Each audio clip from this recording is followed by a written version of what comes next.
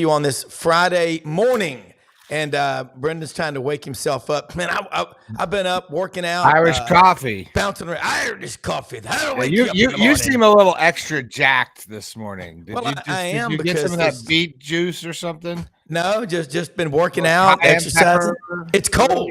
It's like 53 degrees up here in Memphis. So cold, but look, we're gonna warm y'all up. In Memphis. We got some great stories for you today. We've got Friday, Savant Friday. Dave Tompkins over in Charleston, South Carolina, one of the coolest cities you'll ever go to. Great food city. Doug Dean in Birmingham will join us, as well as Frank Duffy from out in Palm Springs, California. Folks, we had Dennis Dodd on the show yesterday. It's like 3 in the morning in California. Yeah, what is he doing? Dennis Dodd talking about what's going on in college football. We've been saying it, folks. It's happening. There's movement in the aisles. Private equity getting involved in college football. If money can be made, they're coming to the party. Hit the subscribe button, bottom right-hand corner, YouTube, Facebook Live. Like this video, subscribe to the channel. And if you're watching on Facebook, go ahead and give us a follow. You'll get notifications when we are live, when we post new content. If you don't get notifications from either one of those things, you got to go to your phone, check the settings, and enable notifications, and you will get all the good stuff whenever it comes in. Hey, Green Room's loading up. Get your pen and paper handy. Because here we come. SEC Sports Savant Friday right here on Sideline Sports Network. Bam, bam.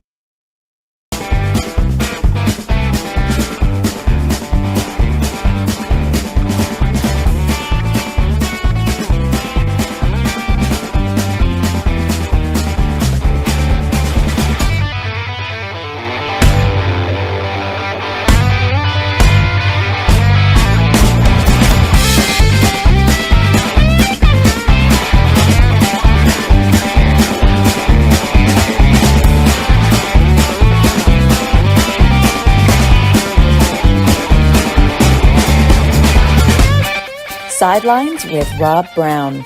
Talk sporty to me.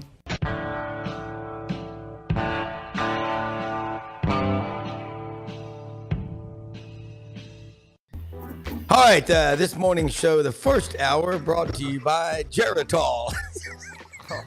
I saw that, Doug. Don't be specific. Yes, sir. Show you were talking about monkeys. Yeah, we were talking about something was more fun than rolling downhill in a barrel full of acid-induced monkeys. That would be crazy. But anyway, Doug Dean in Birmingham, Dave Tompkins in Charleston, South Carolina, Frank Duffy coming in from Palm Beach, California. Coming in hot. Yeah, coming in hot. So look, bunch of stuff going on. We had just a great show yesterday. Kicked it off with Dennis Dodd, CBS Sports national college football writer. Love getting Dennis on.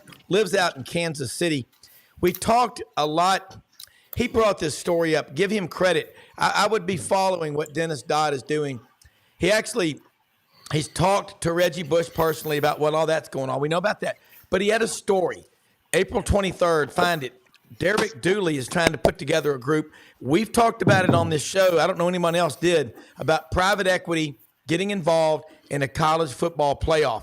He's talking about doing this for the 62 teams that wouldn't be involved in the Super 65 that Jackie Sherrill, by the way, said we would have a super conference of like 4 16-team leagues. He said that in October of 92 in Memphis at the Touchdown Club, and I was there. I remember it. By the way, Memphis Touchdown Club, Monday night, 5:30 at the East Memphis Hilton Touchdown Club, the Spring Speaker Series. Paul Feinbaum, or as a guy I heard one time in the bookstore at Auburn said, yeah, look at old Paul Feinbaum on the radio. He's a pretty nice feller. Paul Feinbaum will be there Monday night, 5:30 social hour. Then he'll have a speech and talk, and there'll be lots of great food. They have an open bar there. Cash bar. You can go there. The following week, Houston Nutt will be there. After that, Greg McElroy will be there.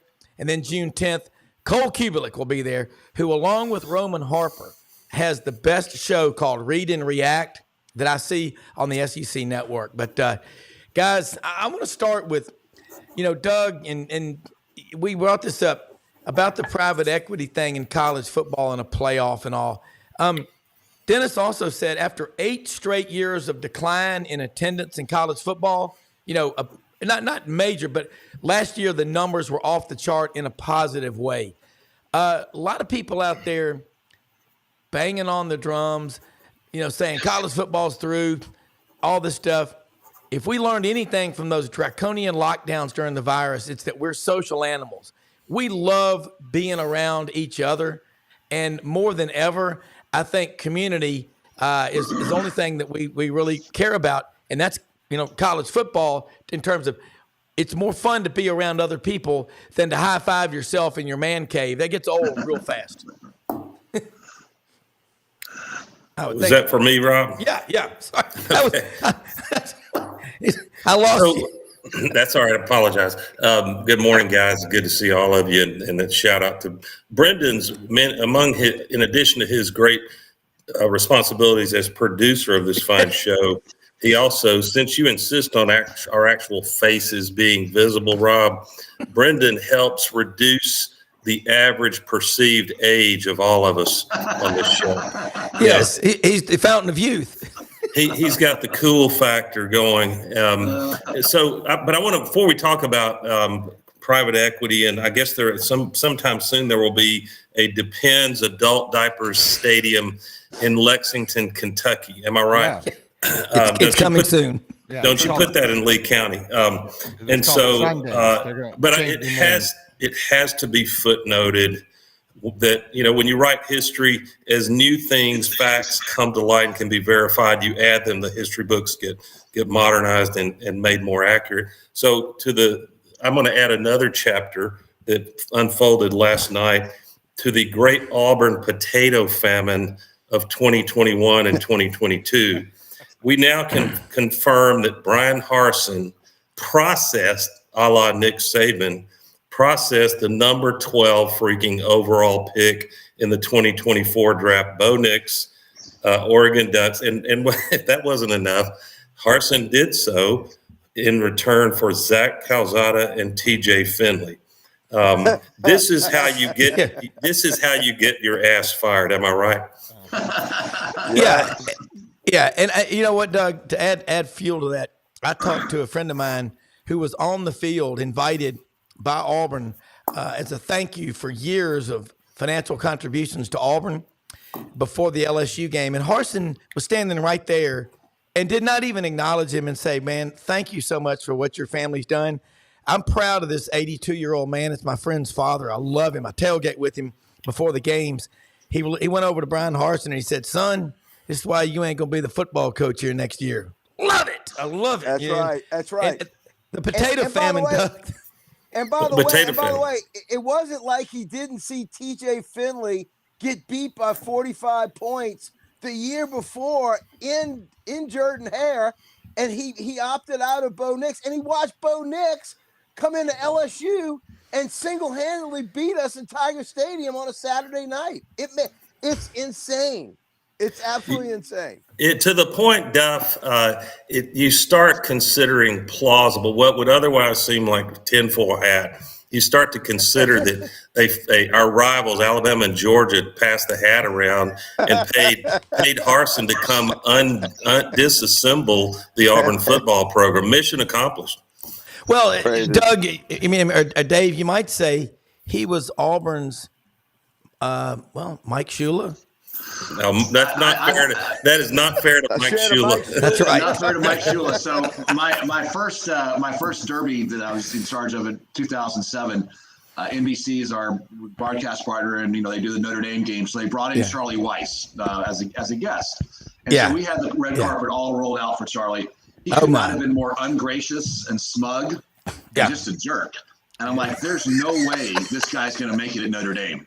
I mean, there's just no way. If he's at the Kentucky Derby and can't even be nice there, no chance. And I think that's Dave. And I don't want to be indelicate or unfair because I could drop 15 pounds and I'm working on it. But when you are morbidly obese, it's probably a good idea to be nice to people. Yeah. Do you remember when Weiss was the offensive coordinator that year at Florida? And Pat Dye referenced, he said, well, he's so big, he just sits on a cooler on the sidelines. He literally sat on I mean, you talk about a smug, unhappy man. God, let me tell you, miserable. If you can't be happy in the morning on the backstretch on Derby Wednesday when the Derby horses are working out and you have the finest of drink and food at your disposal, dude, that's a fat guy's paradise. Is at Churchill Downs on Wednesday, Thursday, Oaks Day. If you're not happy in Louisville on Derby weekend, you are a miserable human being. That's all I can tell you. I wouldn't know, Frank. I've never been. I've never been, Frank. I told that story specifically so that Brendan would give me the whammo. Hey guys, we're all going next year. If it wasn't be for my daughter's graduation, 2 weeks from now, I would have been there. This would have been my probably 12th out of 15 years. I only wish the hell I knew Dave Tompkins back in 2007, 2008, 2009. I would have been on the other side of the velvet ropes, not on the outside of the velvet rope. There's what did Bill Murray say? There's a pool. Oh no, Chevy Chase, a pool and a pond. Pool or a pond. I would have loved to have been in the pool, not in the pond. Pond for you. Hey, I want to bring it up real quick. Stacy Sims, one of our viewers down in Charleston right now, huge Ole Miss Rebel fan, and talking about what's going on in the SEC right now. There's a lot of movement in the aisles. Doug Dean, Yancey Porter was on earlier this week. They've gone out, and everyone's always talked about Kiffin's offense, and he talks about it. Let's talk about that Ole Miss defensive front. How does it measure up to the better ones that you see in the SEC at, say, Texas? Now that Bo Davis is gone, they'll be different, and Alabama and Georgia. Well, I don't have a granular knowledge or recollection of the specific personnel. I want to get more serious with that study as we head toward SEC media days. Oh, I know. I'm just talking big picture. No, but I'll say in the most general way and let Duff and Dave backstop me on more about Ole Miss. But I think Ole Miss, stating the obvious, and in no small part because of the transitional disruption in Tuscaloosa, and that, let me hasten to say, that does not mean Kalen DeBoer won't have a monster year. It's just changed. Yeah. It just is. So there's going to be a lot of people that are hot on, very bullish on Ole Miss, but with some good reason. Kiffin, it takes a while when you go to a program like Ole Miss that's had some success, some big years, but hasn't been able to break through and make the SEC championship game. They've been so close, and Nick Saban was typically the speed bump for Kiffin, but and he won't have that this year.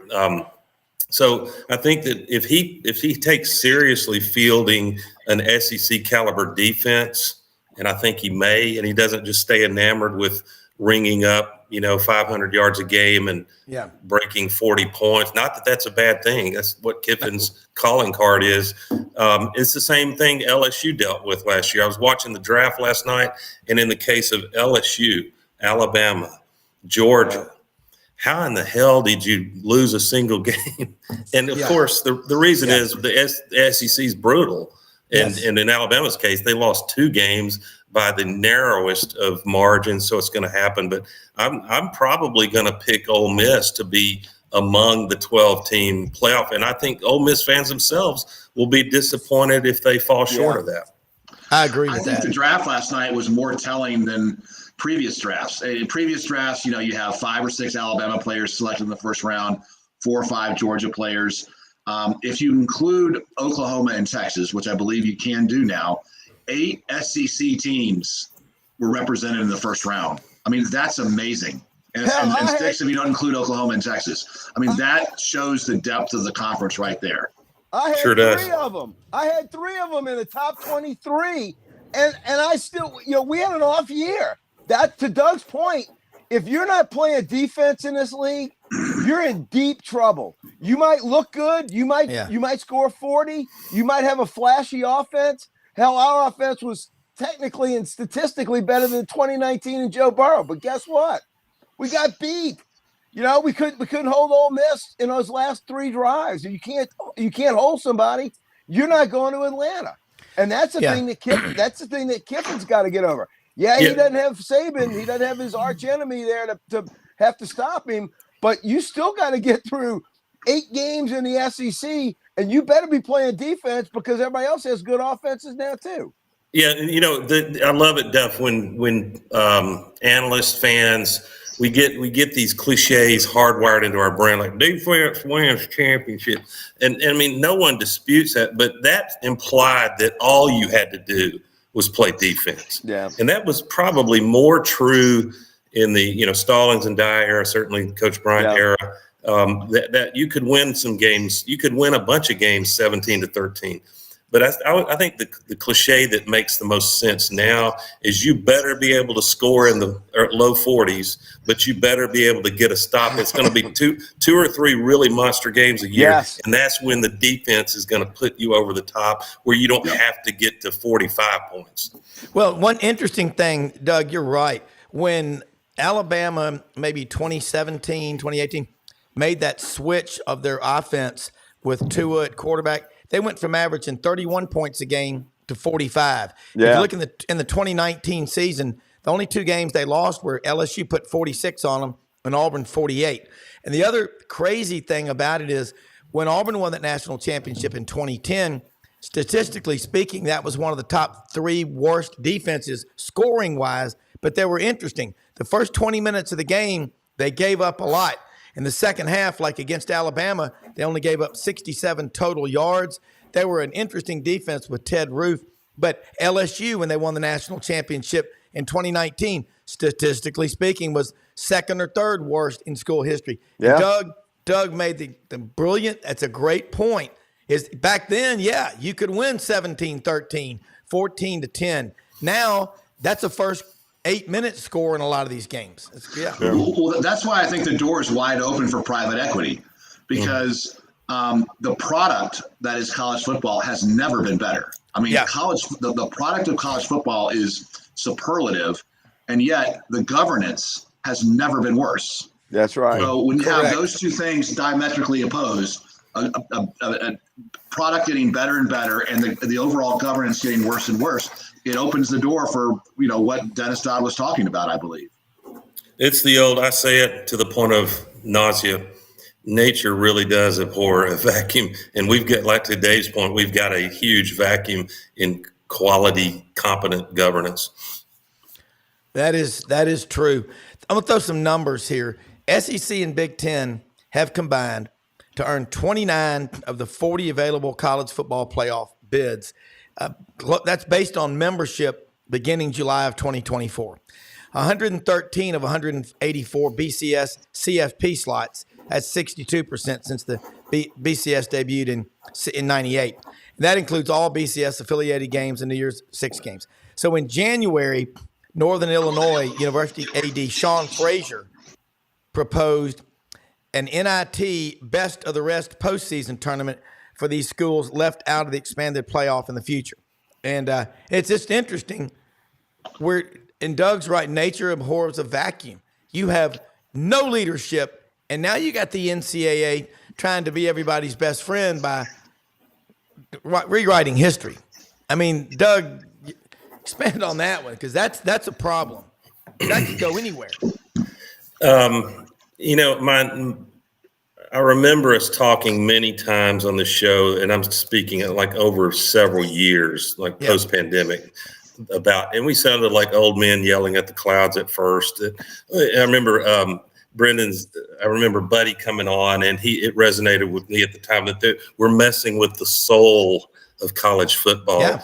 And I don't think that felt very true and prophetic at the point, and I think it's still true, but I think I'm naively choosing to be optimistic because there's so much love for the game of college football and basketball and other sports, but we're mainly talking football right now. I think it will be bumpy and chaotic, but you know what? When you're innovating, Dave is probably the most qualified on this call to speak about this. When you're innovating and you're shifting massive paradigms, it's not going to be pretty. It's going to be chaotic and bumpy along the way, and there'll be some collateral damage. My biggest worry in that regard is, and I've said it on the last show, if I remember, that I want the teams that historically have been interesting and had great fan bases. You could name a bunch of them, UCLA, the list goes on, and this kind of mid-tier in the SEC. And I want those to be relevant. And I think TV and the whole revenue stream needs them all we need to find a way that they can all be relevant and have an opportunity, and that the salary caps vis-a-vis NIL are not wildly out of control. Because I promise you this, if there are only 5 teams, and you know who they are, that are perennially in the top, the final championship game, and they just take turns winning it, and the rest are happy to make the 12th and get blown out by somebody after they get a bye week, the other team gets a bye week, then you're going to see a lot of there'll be 5 fan bases that are ecstatic and engaged, but that's not enough to drive the TV revenue stream. And to take that point one step further, what happens if you do get an NIT version of this private equity tournament that's going on? What does the 11th and 12th ranked team do? Do they go in as sacrificial lambs in the big tournament, or do they sandbag in that their championship game and say, I'd rather go clean up and be the champion of the NIT? I'm telling you, we are living in strange times, folks, in college football history. And look, and don't for a minute, don't think that money's not going to talk on this, because I'm telling you, if they put this thing together, it's going to make money. It's going to draw fan interest. Can you imagine like a team like, let me use my backyard buddies, Tulane. Tulane, if they've been good enough to make the 12-team playoff the last 2 years, but they take a step back and now they're at the 22nd, 25th ranking, but yet they have this hunger. You get them in a NIT sort of playoff, hell, they would walk on broken glass on their hands to go get into a tournament like that. Maybe a 12-team secondary tournament. I mean, and where does it lead? So let's take the Boise State teams of the past that won in the Sugar Bowl and stuff. Yeah. And so a couple of years of the NIT tournament, and then it's like, okay, what we have now is we really have the NFL, the AFL, late 60s, and let's say the NIT has its own version of Joe Namath, and so okay, well let's have the winner of each tournament play each other, and of course the big boys will win almost every time, but Americans love the David versus Goliath story. That story would sell, and one year David would win. And Butler Duke, yeah.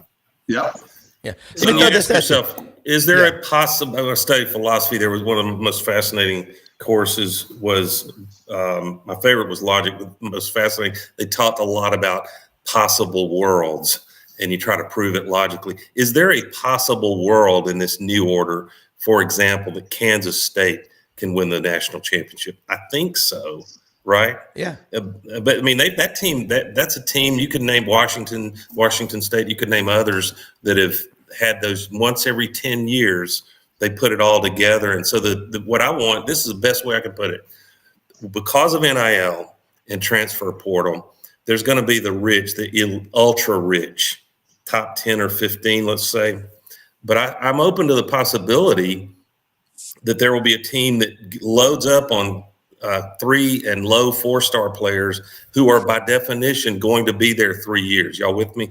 Yeah. In other words, a team that's extremely well coached. They get them in the weight room, and they have you see it in basketball right now. The team that you've never heard of the players, but they're veteran, they're mature, they're grizzled.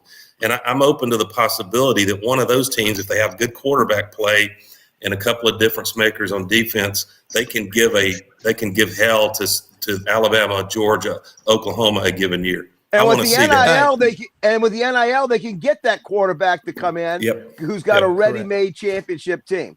Yep. Well, let me throw something at you, some numbers. Great points by everybody. I'm just going to throw these numbers at you. In the old model of 4-team playoff, raised about $450 million, which is damn good. The big schools, the Power 5, they got the majority of it. The group of 5 schools got like 22% of that pie. Under the new ruling, and give credit to Dennis Dodd, CBS Sports College Football, their national writer. Love having him on the show. He wrote this story, so I want to give credit where it's due. Under the new deal, it's going to be 9% going to, so numerically, financially, it's a bigger deal for the group of five, but it goes from 22 to 9%. Now, the SEC and the Big Ten are going to receive 29%. And Dave, again, you get into all the minutia. When we hire money managers for our clients, they're graded quarterly. If they don't produce, you put them, I like to use red list, yellow, and green. Okay. You don't want to get on yellow because that could next likely be red. I think Doug's right, though. You get private, there's money all over the country. Templeton funds, a lot of these big Kemper, they're based in Kansas City. You know how much, there's wealth. You don't believe how much money is being made up in the Dakotas. And then eastern Montana, the Bakken Trench in eastern Montana, 500 million plus barrels of oil in the ground. So some guy out there is going to say, well, you're going to get ripped from Yellowstone, decide I want the Wyoming Cowboys to be a national power. Or John Dutton. Hey, Rob, for our listeners, it's actually me that wants this tutorial, but if I say for our listeners, it protects my street cred a little. You can't know everything in life, can you? But, and I bet you guys could use my help in how to bow hunt a black bear. But so for our listeners and me, if there is private equity, I'm sure there are many iterations of how it can be structured. But my question is, let's take, Kentucky, Vanderbilt, Missouri. I like to say Missouri, not Missouri. I love that. If there's private equity involved, is this at the program level or is it at a tournament level? And what do the schools have to do? What do they give up? Is it like a bond issue? Are they raising money, but then they've got to generate enough of their own revenue to pay the private equity firm back? Help us on that. I think it'll be both. Yeah, Doug and Dave, you answer it because I think my best guess, and I'm speaking. I'm this week. I'm trying to raise money for a new fund. So I've been busy, not buried deep in the sports pages as I normally am. But I think the private equity model works for first and foremost for a tournament, and to have a tournament that would include the others. I also think there needs to be consideration for, at least within football, just within football, for if Vanderbilt continues to go 0-8 in the conference, they get relegated, right? They're not in the SEC football conference. They're part of the SEC, but they're not in the football conference anymore. They don't play any SEC teams, and they don't get the revenue share, just like they do in European soccer. And then so you if you will, punish the bad, and then you reward the good of the have-nots and through this tournament. And I think that's tailor-made for private equity to essentially have a majority stake in the tournament. And I think do a quick TV deal for 2 years, and then tee up a larger TV deal. I think it would be a wonderful TV product for the same reason that March Madness is wonderful. And apologies to Auburn, but it across the country it's a big thing when a Yale beats a power program, just as it'll be a big thing in this NIT tournament when a Toledo makes a run, when an SMU makes a run.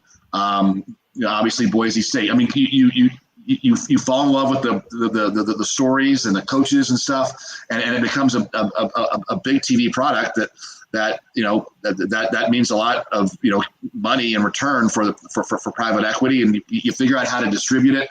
And what it really does is it puts the NCAA on notice, saying we're not going to be subjective to you anymore. We're going to create a great TV product. Yeah. And the NCAA should be happy they're saving their bowl system, because the bowl system, the way it is now, is meaningless. I mean, very few people even want to go. The game is, after an afterthought. Let me throw one at you. I think exactly. bowl games. Yeah. it creates a reason, a rationale for bowl games. The bowl game commissioners love it. I mean, what we don't want anymore is we don't want the bowl games as they currently are. We don't want Alabama playing Mercer or Georgia Southern or even my beloved West Point going to Tiger Stadium. But that's no fun. I mean, to watch a team get beat, 75-0. I've been to funerals more interesting than the LSU Wisconsin game in the Reliant Bowl. Exactly. And that's wrong, because that could have been that was a great game. It came down to the end, but there was nothing on the line. This would be an entire system of these underlings, these have-nots, having a chance to do this. I think it's brilliant. I think they would make a fortune doing this. And so you're let's just use LSU as an example. So your regular season before the postseason tournament or tournaments, your regular season is, say, 10 games, and you play 9 conference games, and you have one marquee. You have your Florida State game. You don't play powder puffs. You're given 2 bye weeks during the regular season, so you can rest your players and stuff like that. And every game matters. And so you have to, maybe you can afford to lose to Florida State in one conference game and still make the 12. But, once you're looking at 7-3, you're on the outside looking in. And that makes all the conference games more important. If the emphasis is going to be on the tournament, I don't even know if you have a conference. You'll have conference championships, but I think what it does is it puts so much more emphasis on the regular season, and so more viewership there. You have a great viewership in the tournament that's already contemplated, the 12-team tournament. I think you grow to great tournament viewership in the NIT.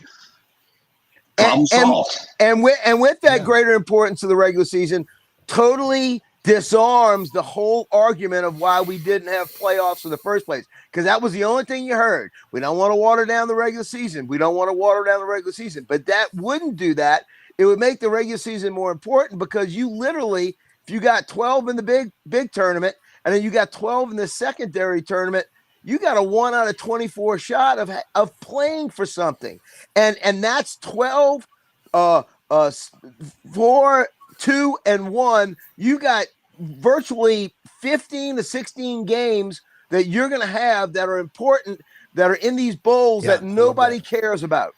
No one cares about them now. And now all of a sudden they're all important.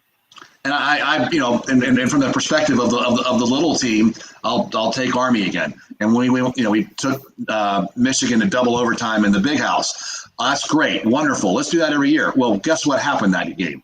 Of our 22 starters, we lost 5 for the season, because when you're going up against such superior size and strength, you're going to get injured. And so have that game occur in either the 12-team tournament or in the NIT. Postpone David versus Goliath until the very end, because at that point, when David loses and there's some injuries, right, it's the season's over. But that ruined Army's season. I mean, we never recovered from that game, and that's I think that whole thing, the little guy versus the big guy out of conference, you pay the little guy some money to show up. Get rid of that. That's just no one benefits from that. You guys are smart, and what I love is that we may not actually be savants, Rob, except Dave. Dave, we've confirmed that Dave's a savant. But sorry, Duff. Duff is street smart, and I just drag up the rear. But y'all are strategic thinkers. I love that. I've got questions. We can probably only speculate about the answers this morning. But, I've got friends, I'm sure y'all do, that they get real excited when they get picked up by a private equity firm and the cash is flowing in, and you can save a business, you can grow a business. Of course, the flip side of that, the dark underbelly is there's accountability, and there's monthly calls. You got to ensure that, reassure the owners, the equity firm that the trajectory is what you want. So my question is, Would these private equity firms in the long run, would they have influence over, hey, Mizzou, we're not happy with Drinkwitz. You're not winning 10 games enough years, and we think y'all should put him on a short leash. I'll tell you what that would be like. when the president of the United States, the Federal Reserve is a private bank. It's not the United States government. When the president says it sure would be nice if more Americans could afford to buy a house, that's called moral suasion. Firing one over the bow to the Fed. Yeah. Now, I'll throw this one at you. And my first 2 years out of college, I got a salary. Since then, I've been on 100% commission. If it snows 6-8 inches in Memphis, the parking lot at our offices in the securities business, we all drive trucks and SUVs, and days in advance, our managers have always been, okay, who's going to get this girl, this one, or the sales assistants? We have a plan. Dave's frothing at the mouth because military, my dad says, boy, we don't do anything without a plan. So Russians don't take a dump without a plan. Yeah. So you think about the parking lot's full because we are incentivized. What could save the bowl games is if you had incentive for the players that played in there got money directly from that bowl. So if your team makes it to the Sugar Bowl and there's an $18 million payout, you're going to give, instead of it all going to the conference, more of it goes to those players. So you follow the money trail because the terms of endearment follow the money trail. Blood's thicker than water, but money's thicker than blood. I think that would be a big deal, Doug, Dave, Frank, anybody listening, Bueller? I think it would. Bueller? Absolutely so. I mean, let's use a most, I love you, my Caitlin Clark, but let's just say that the rule had been when they got to the Final Four, obviously, if she doesn't play, the rating I'm best to nothing. But let's say that they said, okay, Caitlin, the Olympic tryouts are that same weekend, and just so happened to be in Cleveland where the Final Four was. But if you don't go to the Olympic tryouts, you can't play on the Olympic team. And so then she has a choice. She's go for glory and represent her country on the Olympic team or play in the Final Four. Well, she'd probably decide to play in the Final Four anyway because she's loyal to her team and her teammates. But another player may say, okay, I'd rather play for the Olympics, but I'll play in the Final Four with my team if you pay me $5 million. Now her playing in the Final Four versus not playing in the Final Four, I mean, that's worth hundreds of millions of dollars because of TV viewership. So I think Rob is exactly right. Think of Marvin Harrison Jr. He opted not to play in the bowl game, and he was drafted second or third, I think, fourth, 3 quarterbacks, and then Marvin, I believe. I mean, in the future, you pay that guy because I mean for what's sacrosanct for the private equity firm are those TV ratings, because those tee up the next TV contract, and that's where you make nearly all of your money. So I'd love to see this play out. I mean, it's because this interim, the Beano Cook version of college football of the 60s and 70s, that's long gone. We're in this weird interim phase. Let's take it all the way. And I'm sorry, I'm going to listen to the show recording from yesterday because I really want to hear what Dennis had to say. Yeah, he and Doug and Frank and Dave and Brendan's listening. We all know Florida's got a lot of the bowls down there. And what happens a lot with these Southern teams is they go kicking and screaming. They don't really want to be there. Wisconsin or Iowa or Penn State comes down there with 50,000 fans just trying to get someplace warm, and it's a big deal to them.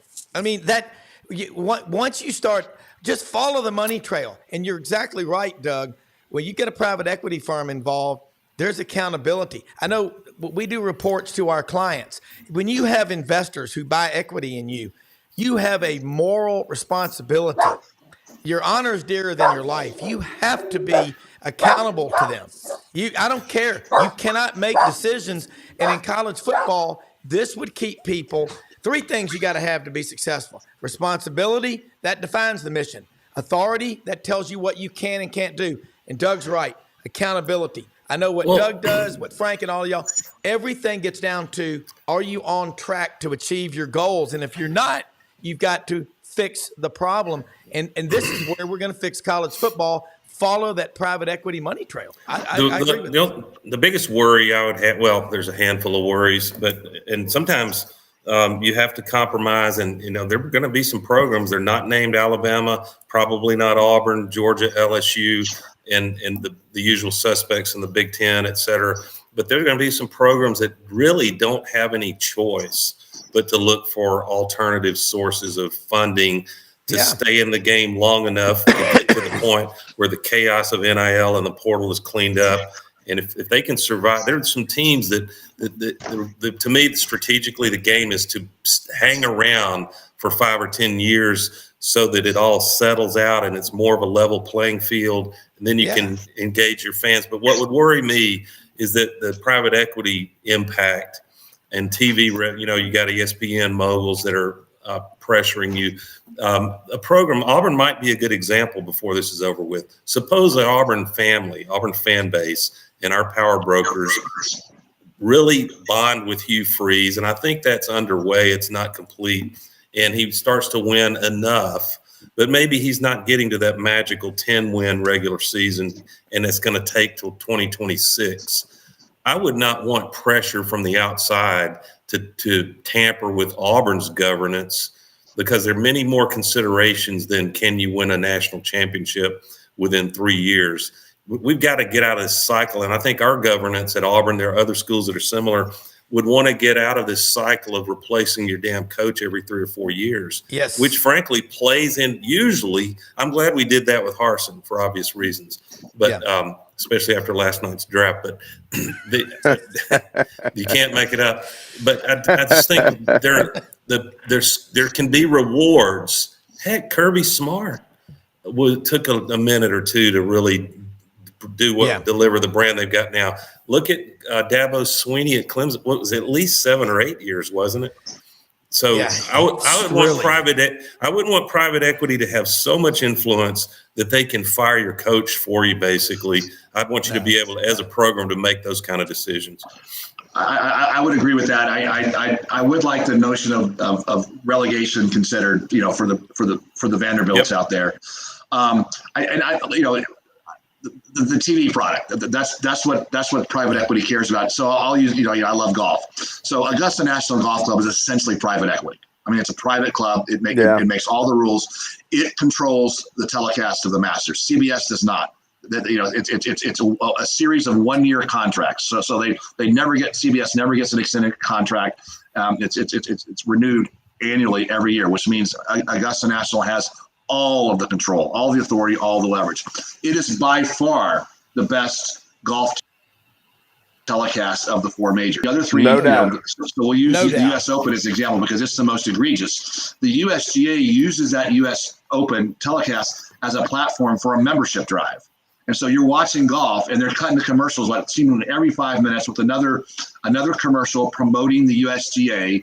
And, those of us that are, we're getting emails about, renew your membership and all that kind of stuff. And it's awful. And that I think that's a real clear example where when the private club controls the TV product, it is a fantastic TV product. But when you have essentially a inefficient, poorly governed bureaucracy cover, they just use it as a disingenuous membership drive.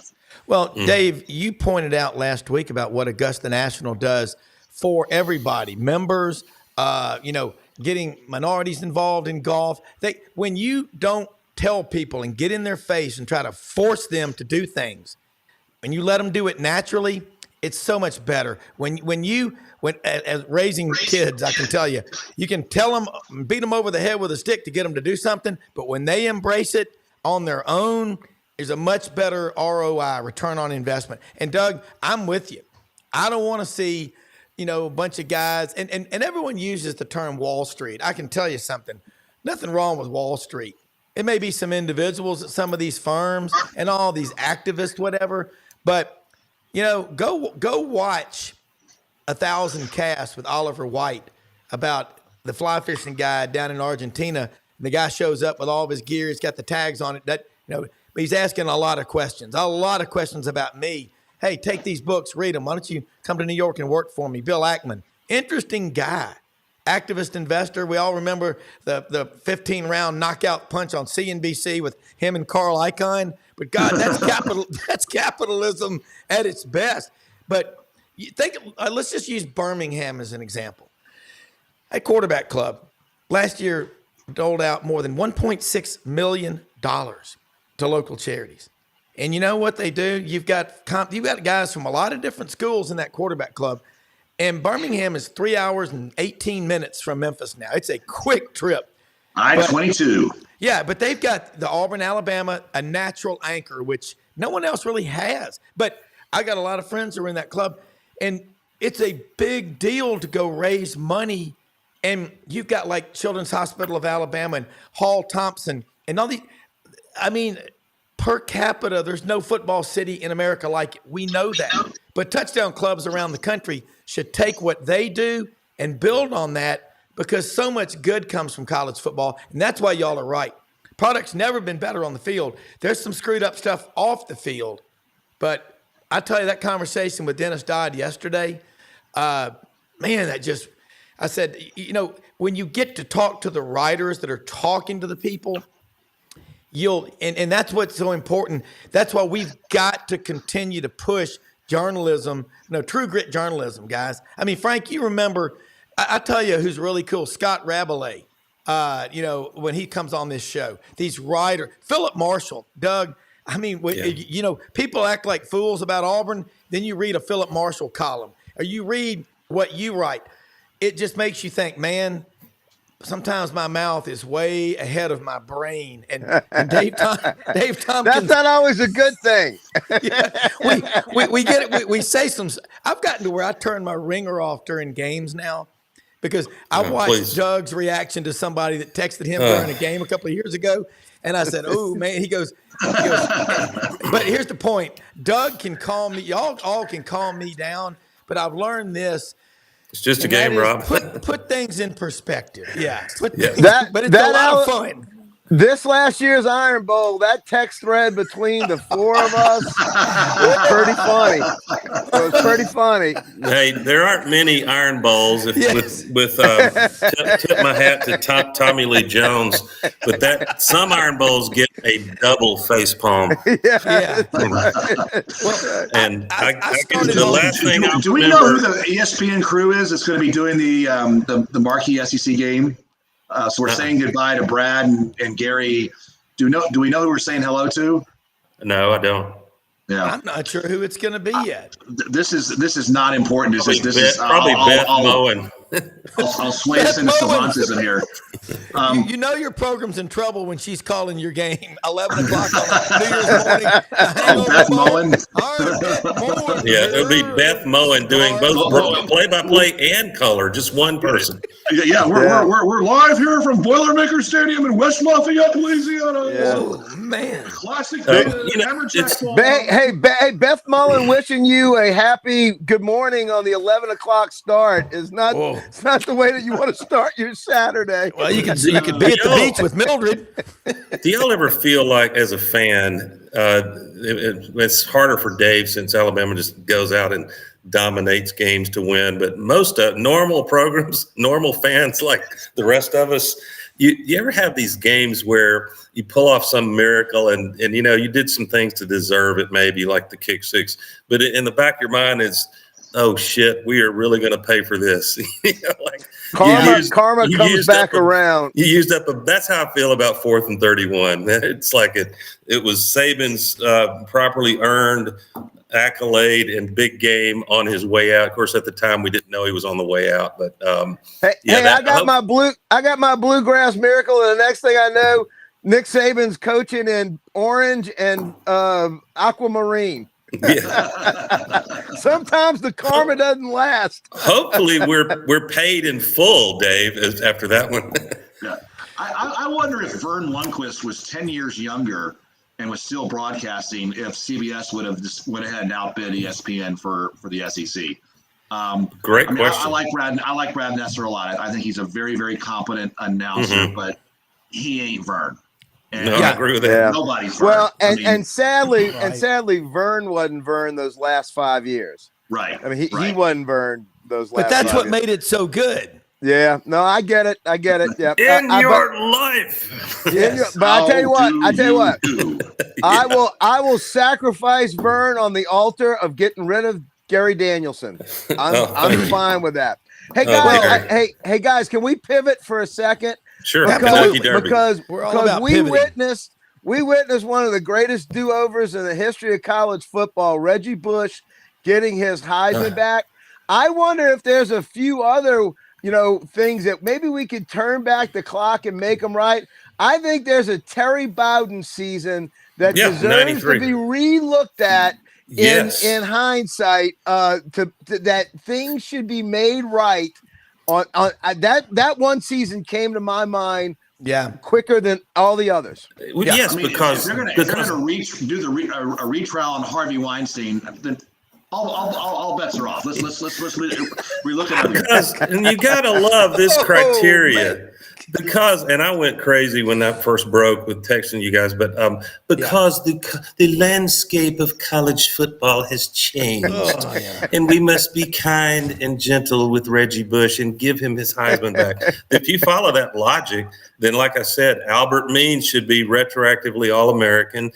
Terry Bowden gets his 1993 shared national championship on the AP and UP or however they do it. Where does it end? Patrick Peterson has one more career interception. Nick Saban has one less national championship, which was that 09 season. And what happens if Bama doesn't win that 09 national championship? Auburn has their 2010. Does Nick Saban going into his 5th season get Nick Sabanitis, which is normally was his time to pull out 5 years? Maybe, just maybe, that interception that was should be totally retroactively given back, totally changes the trajectory of Alabama football and the entire landscape of college football. That's how pivotal that interception was. That would have kept maybe Alabama from that national championship, and they don't get the 2011 national championship. You got to let go of the bitterness, Duff. I'm telling you. I can't. To Doug's point, it's a double dribble.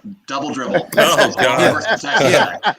God Almighty! And think about this: what if in today's world they would have called excessive hit when the big guy from Huffman High School in Birmingham, Marcel Darius, on the 7th play hit Colt McCoy's funny bone. Oh, yeah. He was out for the game. You know what's crazy? I was talking to a really knowledgeable Alabama friend of mine he's really knowledgeable. He just said, people forget the way Saban and Alabama would do with those defensive linemen. Marcel Darius only played in 9 games. He was top 5 pick in the draft. Look, I got – this is we left out SMU. SMU gets a couple of national championships. Yeah. Craig James, Eric Dickerson. Yeah. Well, we brought that up yesterday when Bo Carter was on from Dallas. Bo had been SID at Mississippi State for 12 years, and then in the Southwest Conference office, he put them to bed, and then was the Big 12 PR director in the Big 12 office. So his knowledge of all that was so cool, and he said SMU. And Wilson, my son's listening right now. He's out in Dallas with some people. They raised $150 million in 10 days when it was announced they were going to the ACC. Don't tell me people don't care about their colleges. They do. And look what they do with UAB. It's going from being a commuter school to a school that a lot of people want to go to. And you're seeing the University of Memphis is trying to do the same thing. You look around the country, what sports can do for you. And I don't want to have – I thought about this last night. Did y'all know Roger Goodell, one man speaks for the NFL. There's not a bunch of, let's talk amongst ourselves. I'm getting verklempt. Let's have a bagel. No, he runs it. We need that in college football. Hey, who runs the Augusta National? Fred Ridley, a Gator, by the way, Brendan reminded me. So y'all brought it up last week. Why not try the Augusta National model and see how that works? When you don't try to force people to do things and you let it come naturally, people can – it's so much better. People don't like being screamed at. You're not going to get good results when you – I know this from coaching my own kids. It's the hardest thing you can ever do is to coach your own kids and hit a fastball. So we would all coach each other's kids on the team, all the parents. But I'm just saying – I think y'all would agree when it comes organically, it's just more genuine and it lasts longer. Duff, it looks like Bingo 1 is no worse for the wear there. It's hanging in. I tell you what, some white knuckle riding. Oh my God. And right now, I tell you what, we've been look at the wind here in Palm Springs. We have had like literally tornado style winds the entire time that we've been here. And I'm like, how in the hell did I leave Louisiana to come to this? I should be at Jazz Fest. Instead, I'm getting blown all around the highway. Look at this stuff. It's like That's unusual. Force, man. It's crazy. The ghost of Sammy Davis Jr., Frank Sinatra, Peter Lawford. Think about the Rat Pack out there. The Rat Pack. Yeah. Dean Martin. Dino Marchetti was his real name. I like that. Dino Marchetti. Hey, Rob, like that. your listeners don't need yet another NFL draft analysis. It's just saturated. But I do want to make one not very bold pick, but I think the Raiders got the steal for my money with Brock. I mean, that kid, partly because he can a tight end, and he's really a hybrid that the NFL just loves.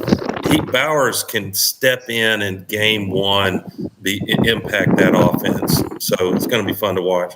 It is, because he's from Napa, California, so that's not that far away from Las Vegas, a great family city now. You know, take your family to Las Vegas. You need to watch Goodfellas. Congrats to Jaden Daniels Duff for going second. That's unbelievable. Really is. And he and Caleb will always be linked. You know, that's that thing. Which one? It's like Ryan Leaf and Peyton Manning. I am going to be very interested to see how he and Caleb, shake out toward the end. I think Washington got a steal. I really do. Go ahead, Dave. Go ahead. I think we're going to see sort of the third time's the charm with the Redskins or Commanders or whatever. Yeah. But, Redskins. You had, in terms of African-American quarterbacks, you had Doug Williams almost. You had that great Super Bowl against the Broncos. You had RG3, got in the playoffs first year and got hurt. I think Jaden's going to be the guy there. I in my opinion, he's going to have if he stays healthy, he's going to have a phenomenal NFL career. And I couldn't be happier for Frank or for Jaden or the good folks of who used to go to RFK Stadium. Yeah. The team, I'm contrarian here, and I'm not a draft geek. Some of you guys may be, but the team that I think really in the long run is going to say we really got our money's worth in that first round this year is the Vikings, because you get I'm bullish on JJ McCarthy. You've seen he's just got the it factor, and he's played at the highest level, and he's mobile enough. He's not going to be like Mahomes, but he's mobile enough and got a hell of an arm. But then you add Dallas Turner off that edge. Golly, I like what the Vikings did yesterday.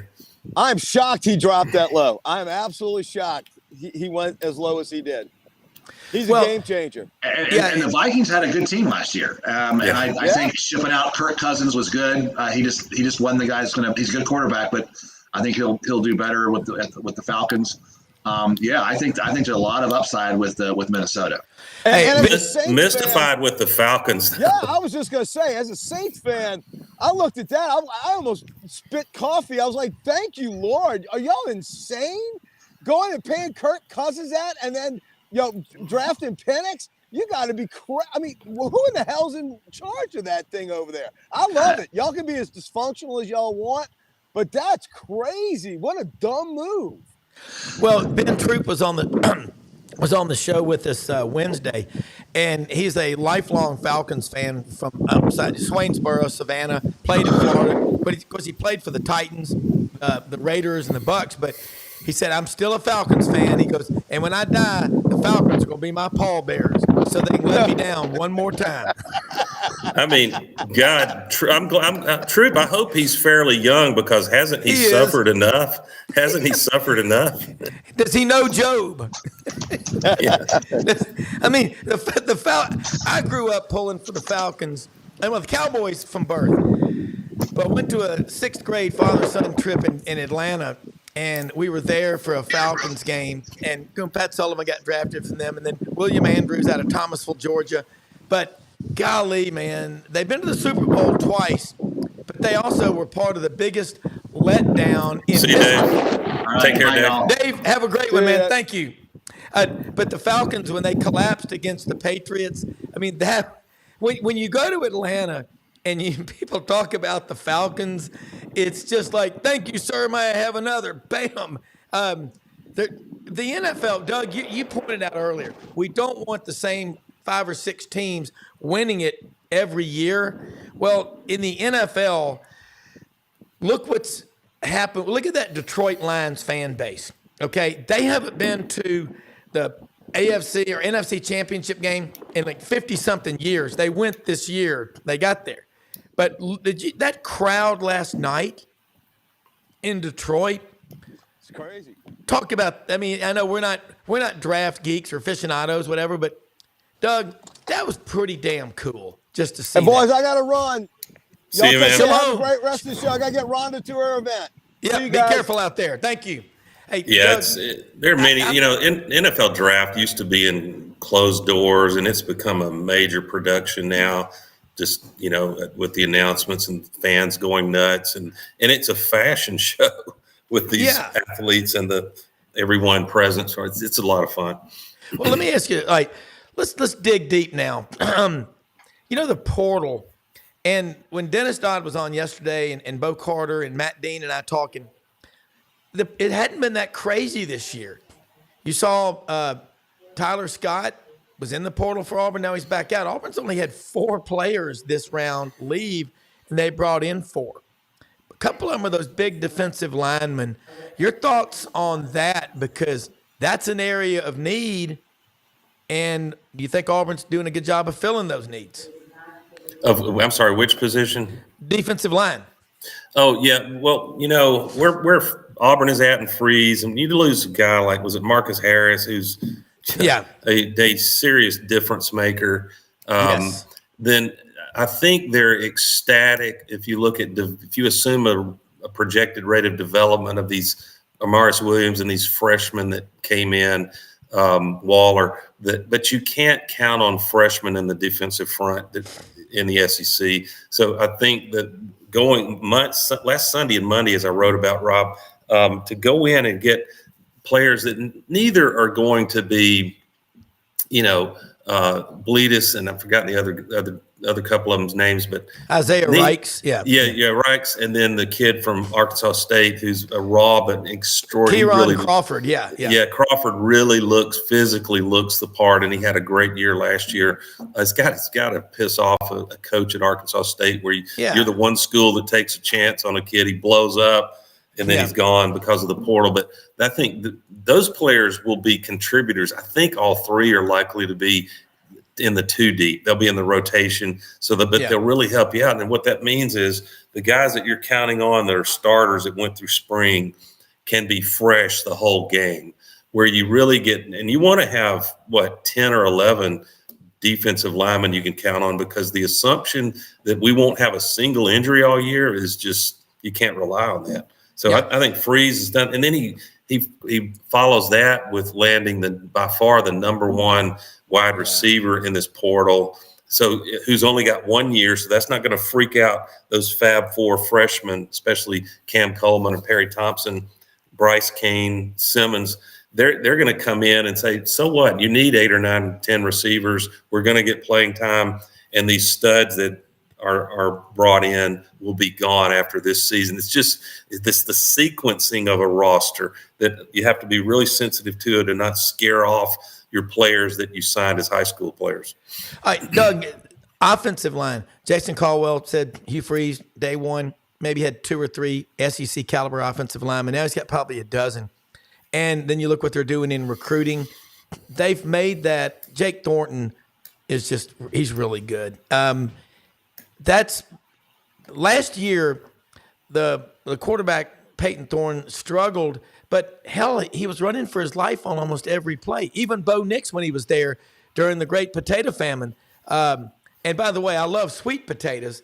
They're grown right around here in Memphis and Arkansas. I'm not as much of a fan of the Idaho potatoes as I used to be, and it'll take a while to get over that. But you think about this, man, the offensive line, what Jake Thornton's doing, if they're a lot better and they look like they are, then, last year remember you and I both were talking 7, 8 wins for Auburn, maybe 9. Couple of breaks, they hit those numbers last year. Well, if coulda, woulda, shoulda, I know ifs and buts, candies and nuts, but it's the weirdest of seasons last year in this regard. There was Auburn. I mean, even my good Bama friends wouldn't dispute that Auburn should have won the Iron Bowl. I mean, you get it to that point. Even though Peyton Thorne only completed 5 passes, he had about 5 drops, one of which was a touchdown if it's caught. But Auburn stayed in that game, did what they had to have a lead. They just couldn't cash in on a touchdown to make it an 8-point game when they got in the red zone. So that's past his prologue. And then the Georgia game was, but for Brock Bowers, Auburn possibly wins that one. And yet you can't get owned on your own field by New Mexico State. No. So it's not shocking that it would have been better for Hugh Freeze, probably perceptually, if you lose close ones to Alabama and Georgia, but win every game you're supposed to win. And the people feel good because they know it's a reclamation project after Harsin.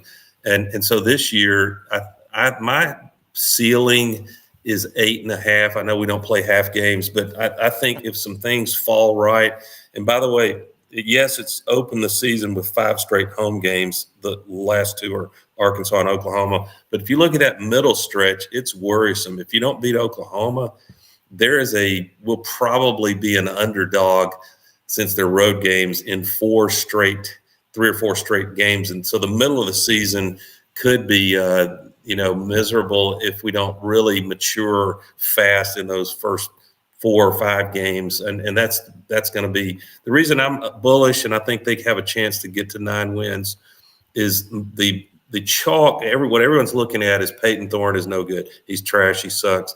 And he did statistically last year. Auburn was 121st, I wrote yesterday, in passing stats.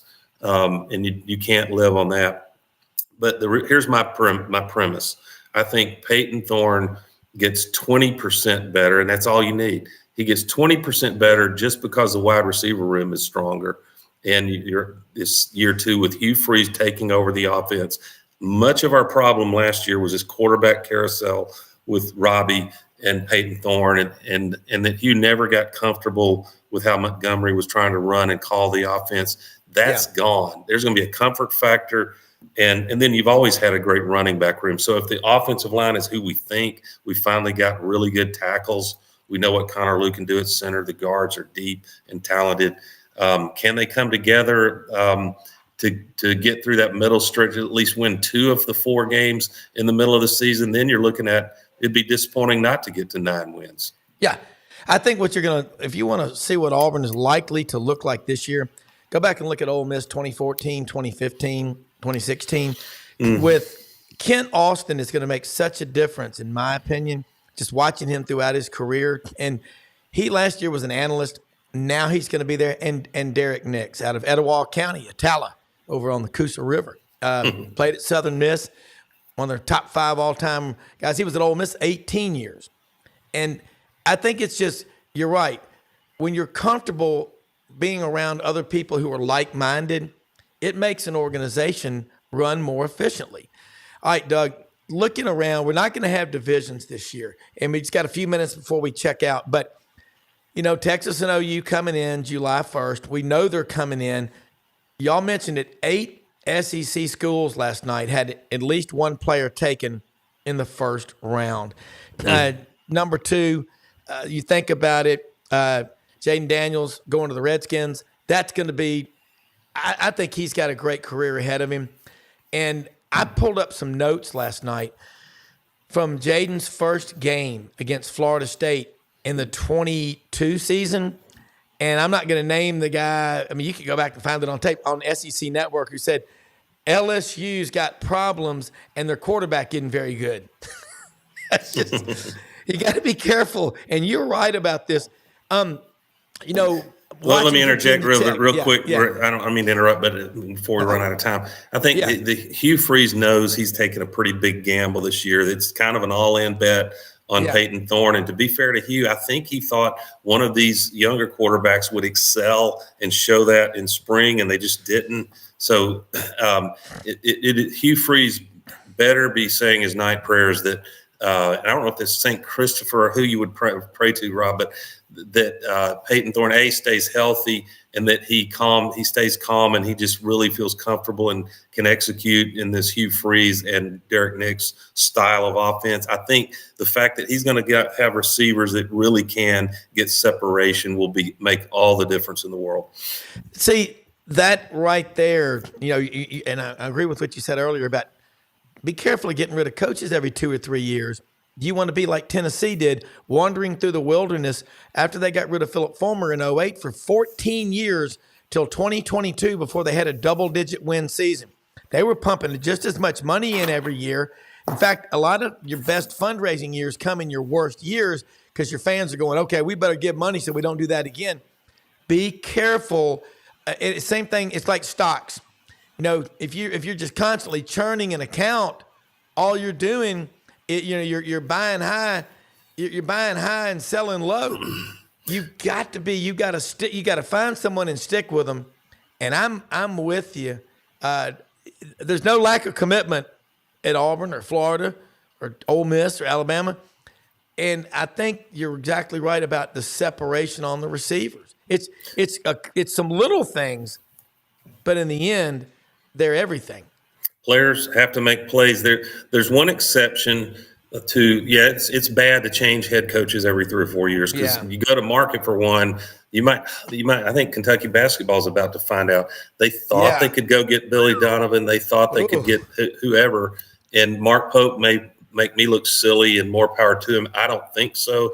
I think you're going to see a several-year decline in Kentucky, and that's partly because there's some other teams in the SEC basketball teams that are really loaded and can cause even Kentucky problems. But the one exception in which I think, and Auburn is the poster child for it, if you have a Gus Malzahn and by 2015 you can't tell that he's not going to get you to the promised land, and he's not recruiting at the level you need, and he was a one-trick pony as a so-called offensive guru, then if you start saying, okay, we're going to give you 2 more years if you'll go hire an offensive coordinator. And he says, all right, I'm going to be a CEO now. And then he gets 2 more years saying, well, I want to go back to calling plays. All you're doing is making up excuses to not make a hard decision. And part of that was because of the size of the idiotic buyout that not an athletic director, but Stephen Leith, the president, signed off on in another chapter in Jimmy Sexton owning somebody. Ivan the Terrible, Stephen Leith, he brought in Alan Green as well. And look, that was a terrible 23-month, 6 days, 7 hours, 23 minutes, and 9 seconds regime before he was fired June of 2019 on a Friday night up at Sanford Hall in a trustees meeting. You're right, though. And Frank Broyles always would say this to my friend Tim Horton, who coached at Auburn, and his dad, Harold, coached, and they both played there. He said, if you know you've made the wrong hire and it's really obvious early on, don't wait for the dam to break. Get rid of him. And the potato famine, that was the deal. But with Gus, you're right. And also, never allow a contract ever to be signed without the head coach being there. Gus was on a recruiting trip in Memphis when that went down. He was in Memphis recruiting an offensive lineman who ended up signing with Tennessee. It was Leith. It was Jay Jacobs signed off on that. And shame on him to hamstring somebody like that. $32 million buyout. Sometimes Auburn, we're a curious program. Auburn can be unlucky. We are. And sometimes the bad luck comes in the form of monumental wins. 2017, the November to never forget, dominate not 1, but 2 number 1 ranked Georgia and Alabama teams. Yeah. So, and that really made it impossible to even consider firing Gus after the 2017 year, even though he held us at gunpoint, threatening to go to Arkansas. We should have said, have a nice time in Fayetteville. See you guys. Yeah, and look, Gus did some great things when he was at Auburn. Once you're there, you're always part of the family. I don't hate anybody. I don't hate him. That's not a virtue. I call balls and strikes. Yeah, we call balls and strikes, and we call you out when you're out. But bottom line is, you gotta You got to go with your gut and trust your gut instincts. Doug, unbelievable show today. Hopefully you can jump on back Monday morning with us if you can. Sure. Love having a one-on-one with you. Like, this is fun. Dave and Frank, awesome show. Brendan, man, bottom line is this is kind of the off season, but there's so much to talk about. I think we made a lot of sense today. Hey, we live in the greatest country in the history of the world, folks. Yeah. I'm sorry, I walked on your outro. But today, if you're an Auburn fan, will be tonight, and I guess maybe going into the weekend of the draft, it'll be defensive back watch list: Nehemiah Pritchett, DJ James, Jalen Simpson. Hope all three of those guys get an opportunity. Oh, absolutely, I do too. I know. Talking to my friend Dana Marquez, who's still down there in Auburn, he knows all those kids and loves. I mean, I wish them nothing but the best. And I'm gonna tell you, we live in the greatest country in the history of the world. Most often, we see the face of Christ in the least among us. Just remember this, folks: go out and help people and listen. Like Doug said, if you know you got to pull the trigger and make a move, do it. Otherwise, let the process work itself out. Be patient. Make great things happen. We're out of here. See you Monday. Have a great weekend.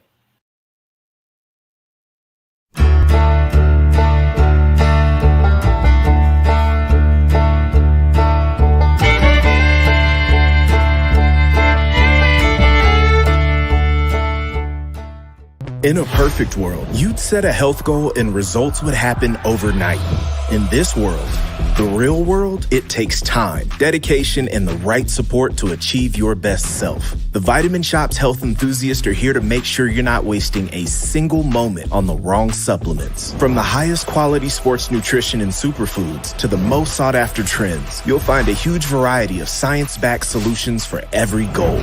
And the people to help guide you along the path to greatness. Unbelievably, every 2 minutes in our communities, a child is either bought or sold for sex. I am Ari Dickey, board member for the Nashville Anti-Human Trafficking Coalition. Join me and millions of others in our fight against human trafficking and for its victims by helping to educate the most vulnerable among us, our middle and high school students. Go to nhtcoalition.org, become a partner, and help keep our families safe, because none of God's children are for sale.